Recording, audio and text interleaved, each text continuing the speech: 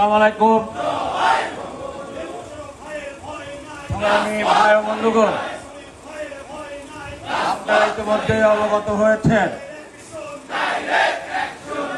আসন্ন পরিষদের নির্বাচন ইতিমধ্যে পাবনা সদর উপজেলা পরিষদের নির্বাচনের তফসিল ঘোষণা ইতিমধ্যেই হয়েছে। আগামী 29শে মে এই সদর উপজেলা পরিষদের নির্বাচন। এই নির্বাচনে আপনাদের আমাদের প্রিয় প্রার্থী এই সদর উপজেলা পরিষদের সাবেক উপজেলা পরিষদের চেয়ারম্যান, আপনার সদর থানা আওয়ামী লীগের বিপ্লবী সভাপতি আলহাজ মোশাররফ হোসেন মোশাররফ ভাই পুনরায় সদর উপজেলা পরিষদের চেয়ারম্যান মনোনীত প্রার্থী হয়েছেন। সেই লক্ষ্যে আজকের এই মনোনীত স্কুল মাঠে আসন্ন উপজেলা পরিষদের নির্বাচনের আজকের এই সেন্ট্রাল কমিটি আজকের এই শুভ উদ্বোধনে আপনাদের আমাদের মাঝে উপস্থিত রয়েছেন।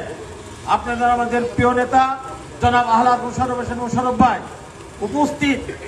এই ওয়ার্ডের এই সকল প্রিয় সংগ্রামী ভাই ও বন্ধুগণ, প্রিয় নেতৃবৃন্দ, আপনারা অবশ্যই অবগত হয়েছেন আগামী 29শে মে এই উপজেলা পরিষদের নির্বাচন।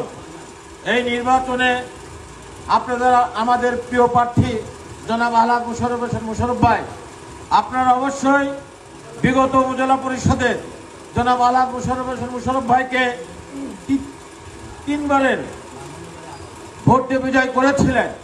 চতুর্থবারের মতন এবারও ভোট দিয়ে বিজয় করতে হবে এবং এই বিজয়ের মধ্য দিয়ে আপনাদের আমাদের প্রিয় নেতা পাবনা সদর 5 আসনের মাননীয় সংসদ সদস্য জনাব গোলাম ফারুক প্রিন্সকে চতুর্থবারের মতন যেভাবে আপনারা এমপি বানিয়েছেন, আমরা ইনশাল্লাহ জনাব আলহাজ মোশাররফ হোসেন মোশাররফ ভাইকেও চতুর্থবারের মতন আমরা ভোট দিয়ে বিজয় করে এই ইউনিয়নের যে অসমাপ্ত কাজ রয়েছে আমরা ইনশাল্লাহ আলহাজ মোশাররফ হোসেন মোশাররফ ভাইয়ের নেতৃত্বে এই ইউনিয়নের যে সকল ধর্মীয় প্রতিষ্ঠান রয়েছে, যেমন মসজিদ, মক্তব, গোরস্থান, ঈদগাহ এবং স্কুল প্রতিষ্ঠা, স্কুল, মাদ্রাসা, এই সকল কাজ যে সকল কাজ ইতিমধ্যে হয় নাই, ইনশাল্লাহ আমরা আগামী মে মাসে উপজেলা পরিষদে ভোট দিয়ে বিজয় করে আমরা এই অসমাপ্ত কাজগুলি আলহাজ মোশাররফের মাধ্যমে সমাপ্ত ঘটনা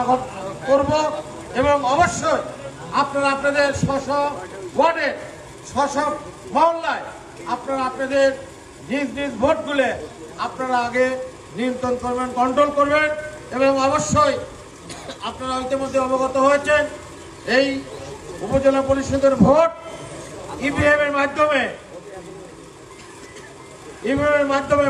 ভোট নির্বাচিত হবে। আপনারা সবাই এই সকল ভোটারদেরকে আগের থেকে প্রস্তুতি থাকবেন এবং ভোটার এই ওয়ার্ডে এই ভোট সেন্টারে আপনারা অবশ্যই আসবেন, এই আশা আহ্বান রেখে আমি আমার বক্তব্য শেষ করছি। খোদা হাফেজ। জয় বাংলা, জয় বঙ্গবন্ধু।